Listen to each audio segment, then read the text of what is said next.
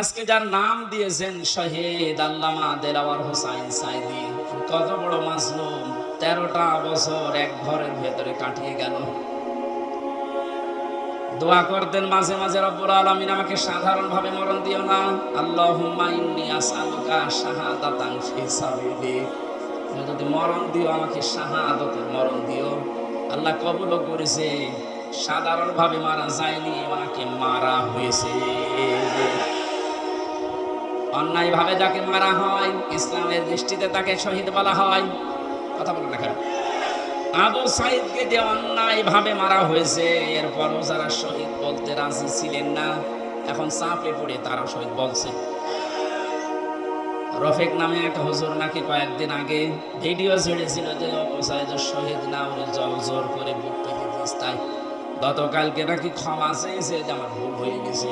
ভুল যখন স্বীকার করেছেন, এখন আর উল্টাপাল্টা কথা বলবেন না, কারণ এখন আর জালেমরা এদেশে নেই। জালেম সব পালিয়েছে, আর যারা আছে সব গর্তের ভেতরে আছে।